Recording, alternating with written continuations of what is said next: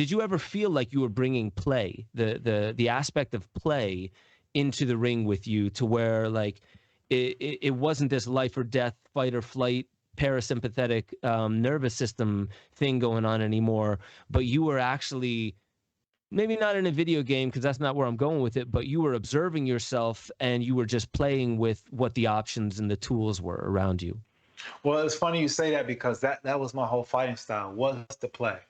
Like I could never, like I can remember the time in a fight where I actually got mad, you know, and there was like maybe a handful of times where I was actually mad in a fight.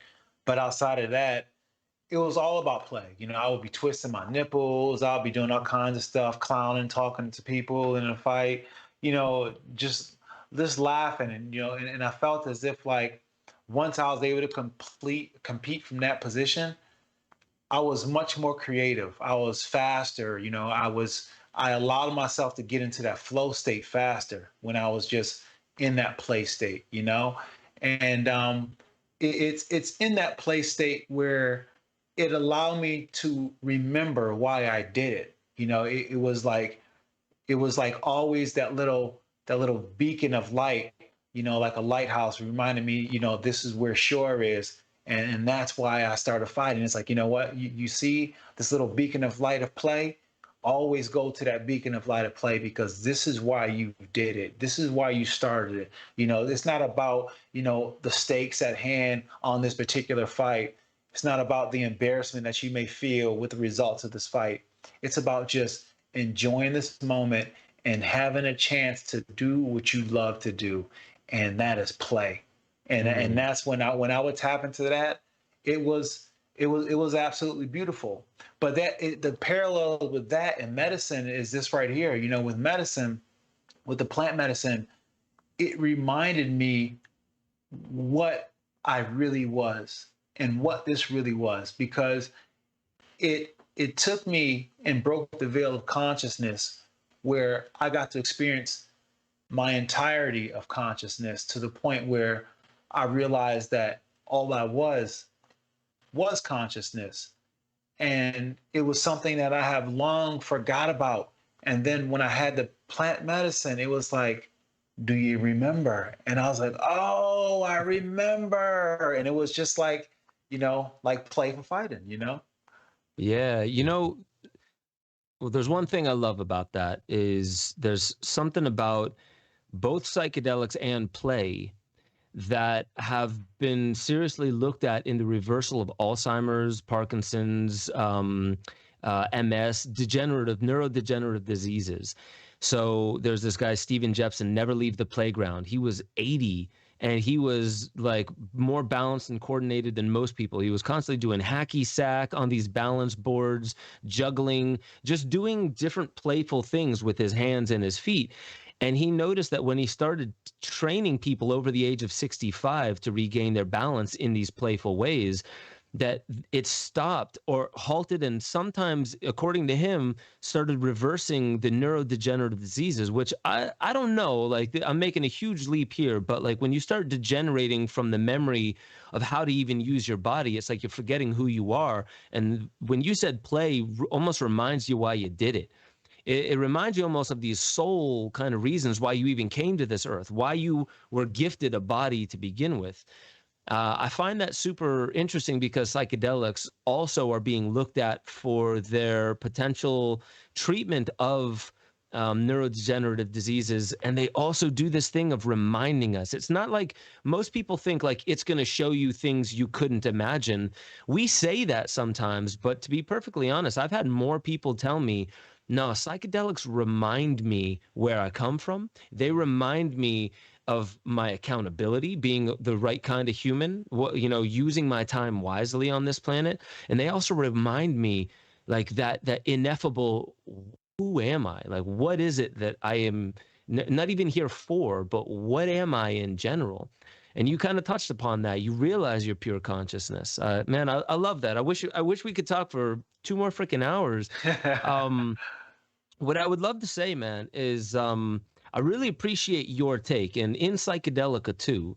I really appreciated your take because a lot of the people that I've been getting to interview are the professional philosophers. And like that is their job, and this is no diss on them. They do incredible, very important work, but for the most part it's people explaining from a more neurochemical or I serve this medicine type of a space. And I loved getting your take on it because it really, it reaches a whole new demographic. It shows that there are different applications than just the shamanic, spiritual, or the Johns Hopkins, quasi-pharmaceutical approach to these plant medicines. And that, to me, it really points out one interesting facet. Have we not even tapped what psychedelics are or could be? And are there other plants that we haven't even tapped their potential because we haven't gotten the framework of how to even look at them? Like, we didn't even realize that it could enhance flow wrestling and things along those lines and get you into the flow state until the word got out, until people started making documentaries and films about it and saying, hey, if you take this much psilocybin or this much LSD or whatever, and you go out and train, I noticed this kind of a thing. So I'm kind of wondering, like, where do you think all this is headed in terms of, because I'm going to even be on this LAMPS, it's the Los Angeles Medicinal Plant Society conference, and it's with Kyle Kingsbury, Paul Chek, Laura Don, Lauren Taus, Manesh Gurn, neuroscientists, other, athletes. You probably know Kyle Kingsbury, is that right? Yeah, I know Kyle Kingsbury. Okay, cool. So like there's in that we're going to be talking about like different applications of the plant medicine. Like how does it enhance massage? What about yoga? What about, cognitive and physical enhancements and things along those lines? And to me, I'm super curious about that. So what are you excited about when it comes to the plant medicines? What are you excited about seeing where it's headed? We all know that industry is taking a hold, and we all know there are dangers out there to anything that changes your consciousness or is a hot commodity. What are you excited about when it comes to plant medicines and where it could go? Well, I mean, just from the therapeutic side, there's so many people, especially right now in the world, that are just suffering and really don't know a way out of it and don't really know how to gain the perspective in which they need to see themselves out of it, And I think that's one area that I know that the psychedelics can definitely help, because what it allows you to do, it allows you to get perspective.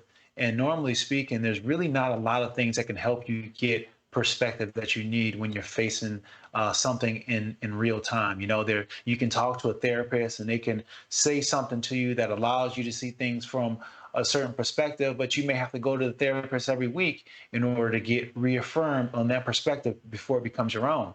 But when you use the psychedelics, you get that perspective as if time was passed, as if, you've heard the best advice from someone super sage in your life and they gave you the perspective you need so you can see your problems.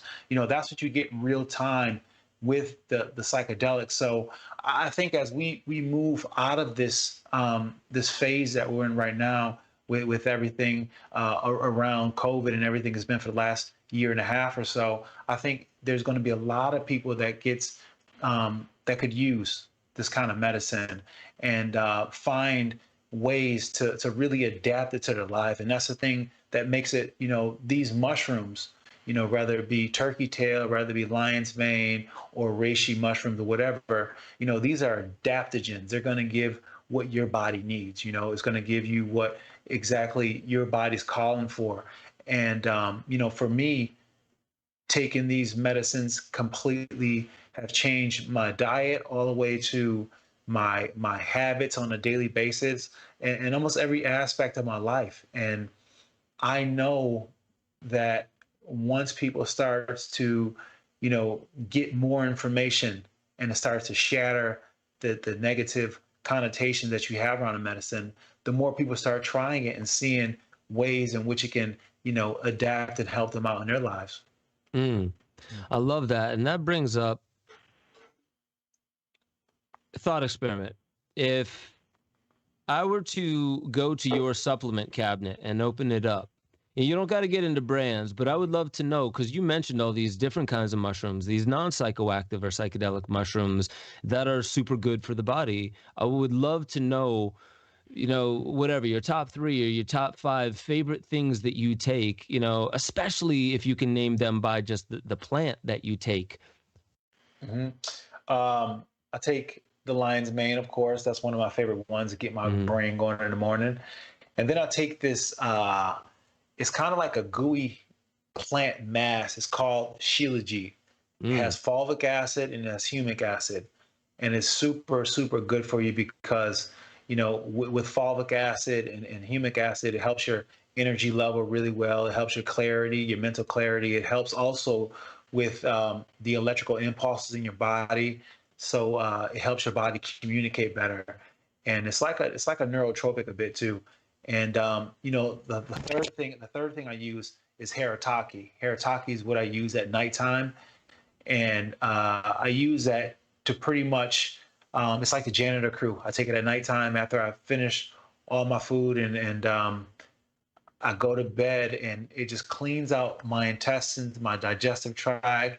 It cleans out my blood, and then when I wake up in the morning, I have a movement. But then I'm starting off with a clean stomach, and I have good gut bacteria. And not for nothing, this Haritaki,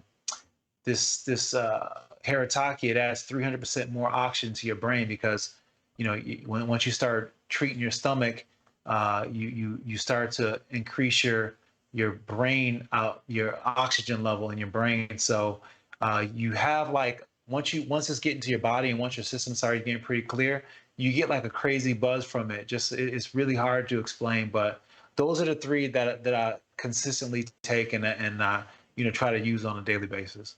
Awesome. Anything with the microbiome, any kind of like probiotics, prebiotics, things like that? So, well, the Haritaki, it kind of acts like a prebiotic, probiotic, right, because it cleans out your stomach really good, and that's what I'm really big on. I'm really big into to gut health or to any supplements that helps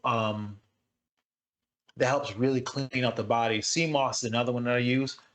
That's really, really good. And we as society, we're used to consuming, but it's almost as if we don't realize that everything that we consume, we have to get rid of. It has to get out of the body. So we really need to pay attention to what mechanisms are we using to help us, to aid the body in getting out these things. And why I say you need something to help aid the body, because we're taking in a lot of time things in a body that's not meant to be there. So naturally it gets caught in the body because it's not supposed to be there. So your body has a hard time of deciding on should it be there or should it not be there. And it gets caught in the organ. So when you start taking these detoxing elements, they find a way to pull it out the body.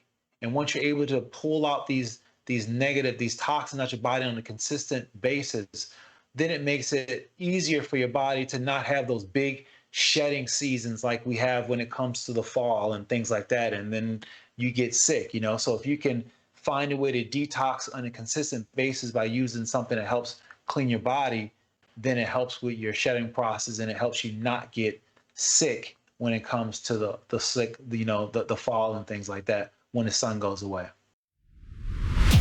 Make sure y'all head over to benjosephstewart.com, become a member. You'll have access to the growing library of deeper dives where I talk about all the stuff that I really can't talk about on YouTube.